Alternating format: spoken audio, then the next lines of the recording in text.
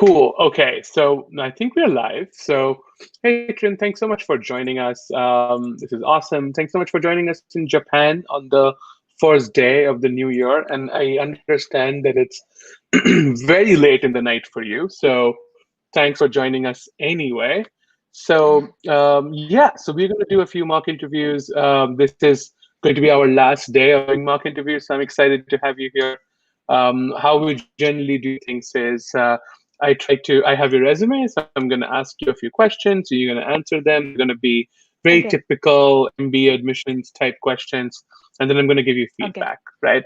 But before jumping into all that, I know you're still an undergraduate student. So walk me through your MBA plan a little bit. Which schools you're planning to apply? What's your timeline like? So walk me through that a little bit. Yes. So the MBA program that I'm applying for called Deferred MBA. So it's quite new, just the past few years is starting. And that Deferred MBA allows senior college student or master student with Right. 0 year of working full-time working experience can apply. So once we got accepted, Okay. we are allowed to work for the next 2 or 5 years, and then we can decide whatever we want to return to business school. Okay. Okay. Perfect. Got it. And do you know which specific schools you'll be applying to?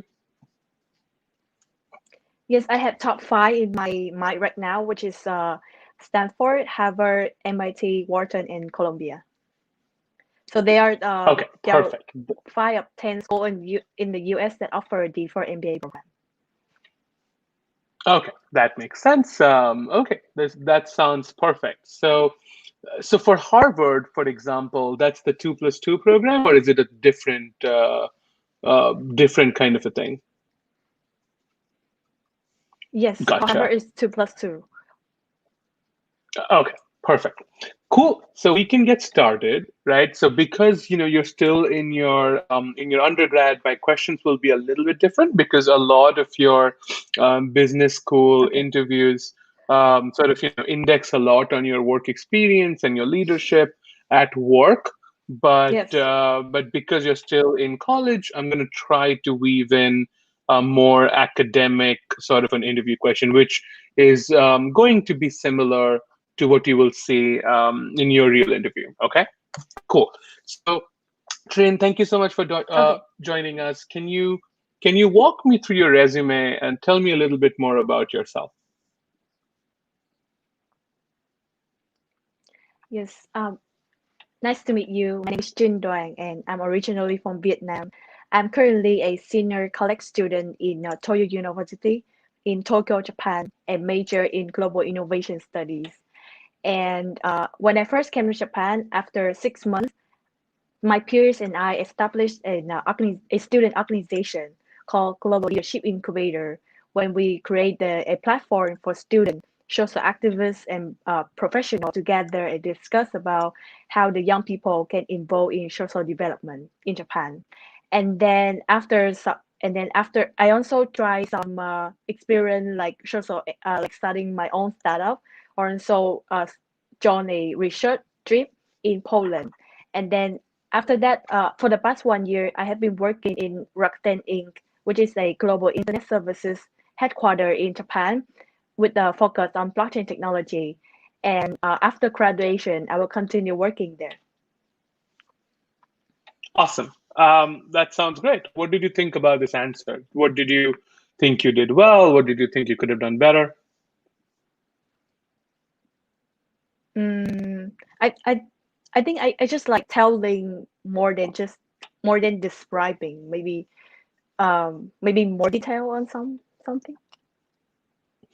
I think so too. I think, I mean, okay, first of all, I used to hate it when people would ask me, oh, so what did you think about your own answer? I was like, look, I mean, if I could analyze my own answer, why would I have to come for a mock interview? So please don't hate me. I think one of the reasons we still ask this question is for interviewers to see if there is like self-awareness in what they're doing right and what they're not. So, okay, so this question overall is less to do with the details of where you work, where you go to school, but a lot more Mm. around why you decided to go to school there. If your major is in global innovation, for Oh. example, why did you decide for that to be your major? Why not something else, right? And then if you're talking about things like Rakuten, and that's where you worked while you were in college, and that's where you're going to go after college as well. I think you want Mm. to tell your interviewer a little bit more around why Rakuten, why blockchain, and why not something else, right? So when you're telling me your story, Mm. try to first Oh, I see. start with some of the whys behind your decision that not only makes your answer really interesting, but also Mm. works later, like as you will tell me about your YMBA or Mm. your long term or short term goals. You can always refer back and the interviewer can think like, oh, okay, so this is a recurring theme in her story, which would be really helpful. Does that make sense? Yes, totally makes sense. Can I try again? Yeah, totally, absolutely, go ahead. Okay. Nice to meet you. My name is Jin Doang, and I'm originally from Vietnam. Currently, I'm a senior college student in Toyo University in Tokyo, Japan, major in global innovation studies. And before going to Japan, I never thought that I would be able to study abroad due to my really bad English and also lack of financial resources. But then after I got a chance to participate in the leadership conference, represent Vietnam, together with other 100 young leaders from 50 different countries, I got inspired by how driven and how ambitious they are. That's why when I returned to Vietnam, I decided to apply for the scholarship and get a chance to study in my current university. And then when I arrived in Japan, I realized that I can contribute more to my department, which is very new, which is newly established at that time. So me together with my friends, we established a only English activity called Global Leadership Incubator, which we have lots of discussion and gather lots of initiative how we can contribute to the social development. And at that time, I wanted to work in NGO, work in United Nations, but more and more, more and more I realized that technology and innovation is something that can make prompt changes to someone's life. So I involved in technology more and got a chance to work in Rakuten Inc., which is a global internet service that aim to use technology to empower people. So I feel synchronized with that mission, and I have been working there for the past 1 year, and I will continue working after my graduation.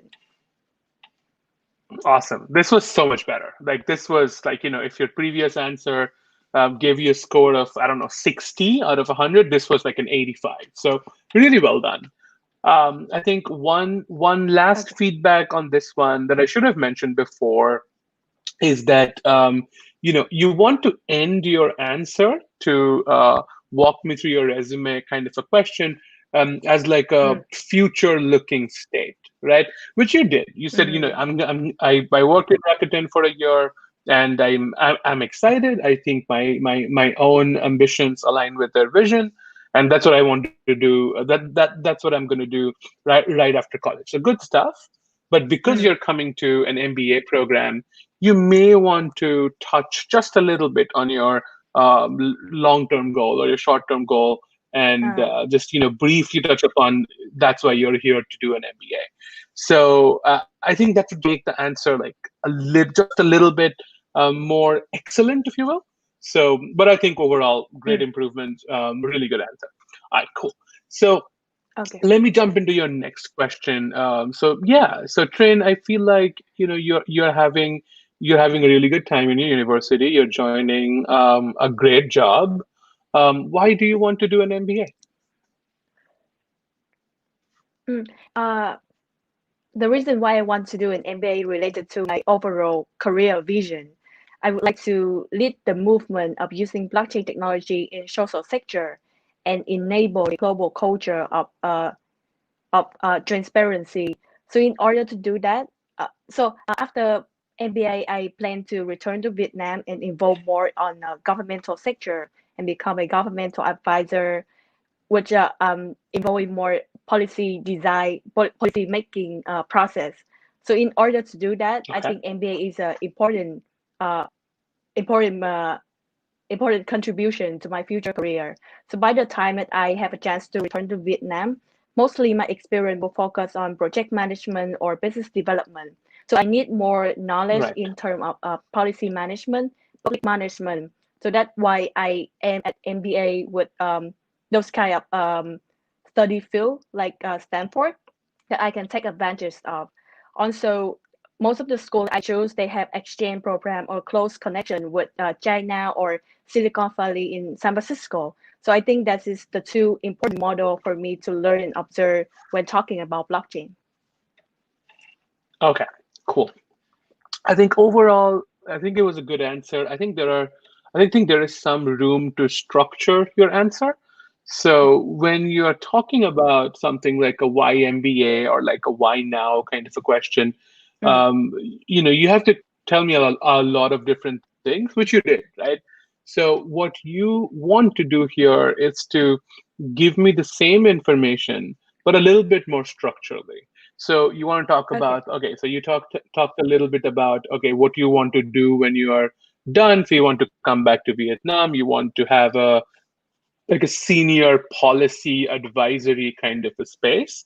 So Mm, that's great. So you're telling me, okay, one of the reasons I want to do the MBA is it sort of gives me exposure to a multidisciplinary environment where I can learn from the policy school, I mm, can learn from the business school, and really get mm, a significant holistic view of business education. That's awesome.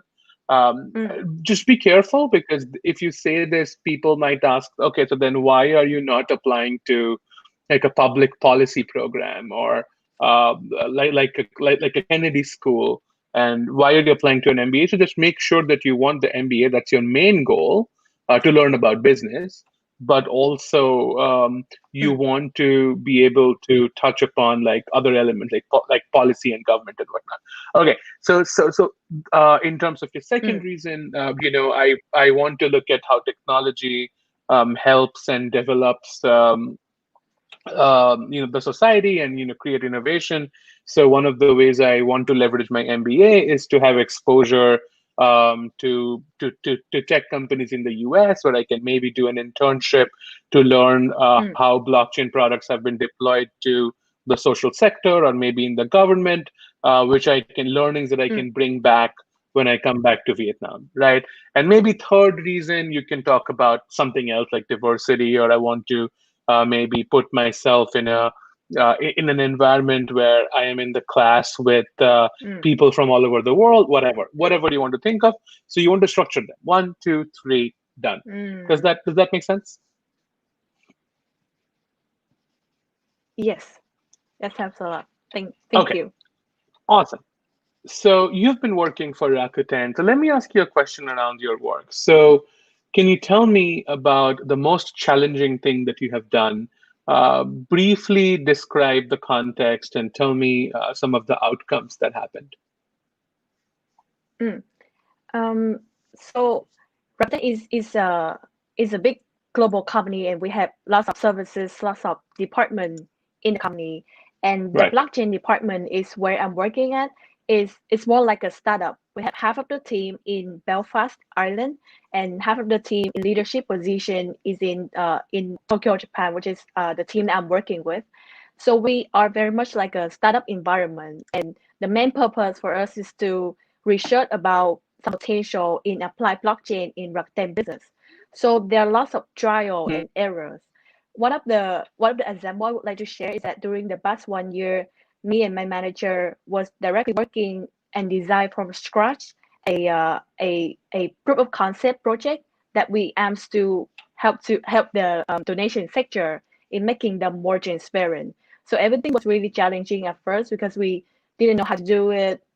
I remember me and my manager was sitting and drawing on the whiteboard to design the system, and and after a few months of designing and discussing and getting the budget, we finally got approved, and the project is rolling. It's starting we started to make the project and working on that. So um, I forgot your question. So the question was, can you tell me about a time where you had a significant challenge, and what was the outcome? Okay. Um, yes.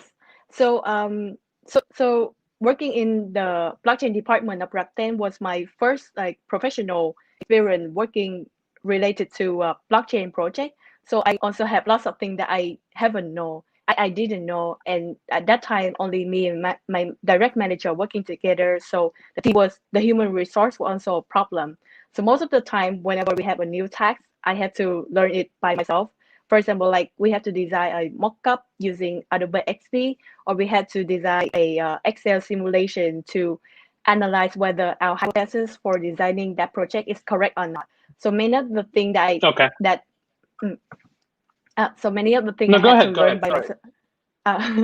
Many Yeah. of the thing that I had to learn by myself, and but however, the lesson I got after that is to not only learning by myself, but also leverage the surrounding connection and always learn how to ask for help.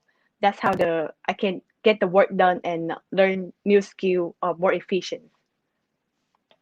Okay. Okay, cool. So, okay, I think there are some really good elements in your answer. I think you told me some of the challenging things that you did, and it seems like you sort of had to do whatever was needed, which is always good. So, there is a general framework for these kind of questions. The framework that I Mm, like to follow, it's called a car, like a vehicle. car. So the car stands for like context, action, and then result. So, so one of the ways to structure this Mm, answer is first give me the context, which you did. So, it was a project where, we had to do X, and the reason it was super challenging was because we hadn't done this before. It was the first time we were doing it, so we had to not only build the project from scratch, but we also had to set a precedent. So that's the context, right? So you sort of tell me what was the mm, problem that you were trying to solve and why it was challenging, right? And then you tell me the action. So you can start off with something like, let me tell you what I did. First, I did X. Second, I did Y. Third, I did Z. mm. That way, I can follow your action Okay. clearly, because right now, I think your actions came in at different parts of the answer. So you want your interviewer to be able to follow your answers like super easily and clearly. Um, Mm, and then after you're done talking about your action, you can talk about your results. So you can start with, let me share with you some of the outcomes of the project. We were successful in deploying the solution way before our deadline, and like this was successful because of this metric, like maybe a revenue metric or maybe like an adoption metric, whatever you want to use. So then as an interviewer, I know that, okay, mm. so that was the context, you did these things, and these were the outcomes, and you're like very Okay. structured in your answers. Does that make sense? Yeah, I see. I see. Yeah. I need more structure in my answers. Okay. Yeah, and look, I think it's totally fine. Like, you're a new interviewer, and the more you do these, and the more, I mean, one of my recommendation is writing your interview questions down, like writing your answers down. I see. I think that will Okay. really help you be a better interviewer, because, people it's much easier to write in structures than talk in structures. So because when Mm, when people talk, sentences go like this, it never ends, it doesn't have a period, people just keep on talking. So if you do the structures okay. when you are writing, then you can, when you are going through them in an interview, you sort of know what you should and shouldn't say. So that would help you, I think. Mm. Do you think like if I write and repair the question too much, it sounds a little bit like scripted? Um, yes, it will. It will sound super scripted. So I don't recommend that you do that. You should not, write Mm, your answers and memorize them and tell them, but you should start by mm, writing so that, you are structuring it yourself. And then, just because you wrote it won't necessarily mean that, you're going to talk like this. I went to Tokyo for my undergrad and then I joined Rakuten. No, you can still sound interesting just because you have something written mm, down. It doesn't necessarily mean that you will sound like a robot. You will be fine, and because after you're done with polishing your answers, you can work on your delivery. So the main goal for the best interviewers or for the best public speakers in general, believe it or not, everything's scripted, right? Because nobody wants to risk thinking on their feet. Everything is mostly scripted, but the way you tell your answer, I see. that's where your quality sort of shows that even though you're saying something that is scripted, and again, it doesn't have to be, your interview answer does not have to be super scripted, but the way Mm, you're telling your answer, that's where your quality is to make it look unscripted and make it look like mm, you're just a natural, structured speaker. Does that help? mm. Yes, understood. Thank you. All right, so let me ask you one more question, and then we started a little bit late, but although it's like 30 minutes in, I'm going to try to answer, get a few more in. So, Trin, tell me about a time when you had to disagree with someone. Do you have an example where you can share maybe something that you didn't agree with, something that you took a stand on, Mm, and tell me about that experience. How did that go? I see. Well, I would like to share an experience also in my current work. Well, Okay. in my team right now, everyone is Japanese, and I'm the only foreigner. I'm from Vietnam. So at the start, at the Right. beginning, I already know that there will be some cultural differences in the way we work, in the way we think. And then I remember one time me and my manager were discussing about how we can send the email to the user that already registered our product. So in Rakuten, we have lots of solution that we can offer to the certain product. So the task at that time that we need to research which email system that will best fit for our product. So what I usually do is that I will contact directly to the people in charge and discussing whether your email system will best fit for our project or not. But my manager Mm-hmm. suggests that we don't contact people in charge, but we will only contact them when we have 90% of the answer. So which means that we have to research everything by ourselves, understand the system by ourselves before we even contact them. So at the time I Right. feel really strained. I feel like it's a little bit insufficient to do that. Why we can just ask directly people who already know that. So I was discussing that point with my manager, but after a while of discussing, I decided that well I will listen to him at this time. So I spent almost like the entire day to understand those email system that very complicated for a non-tech background like me. But but Mm-hmm. eventually we came to the conclusion which person that we should contact.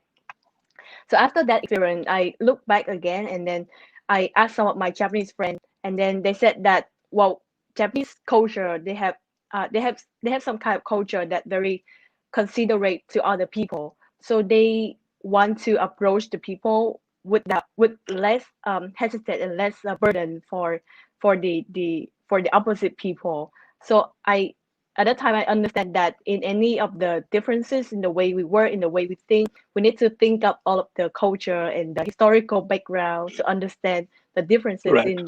in the way we think. Okay. Cool. What did you think of this example?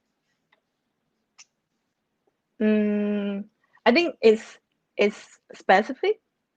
I, Yeah, I like this mm, one a lot. I think maybe this was probably your best answer in the interview yet. I think you're clear. You're talking about a clear disagreement. You're talking about your manager respectfully, you're coming up with solutions, and you're talking about, what's the root of the problem. So I don't have a lot of feedback except for, give me a little bit more around why you disagreed with the manager. So it Mm. seems like an obvious thing here. Okay. Like right now, your manager sounds like, in this story, you sound a lot more smarter than your manager. So while that is fine, of course you're smart, but sometimes it helps building empathy. So you can say something like, look, I mean, I Mm. understood why my manager was saying that, or I understood why my manager was pushing for that because of this reason, right? So that way, your interviewer sort of knows that not only you're disagreeing with this person, you also are empathizing with them. You also know why this person is saying or making this decision, which shows a high level of emotional intelligence. Tell me what you think. Mm. I like the phrase you said, building empathy. Yeah, I think it's important. Mm. Yeah, it's sort of, especially like, if you have a question around conflict, or if you have a question around Mm. disagreement, or anything like that, and let's say you disagreed with a person or a group or whatever, like people are not evil, right? So it's always important to say that, like I understood where they were coming from, like try to get to the bottom of the disagreement rather than just say that I disagreed with them because my Mm. idea was better.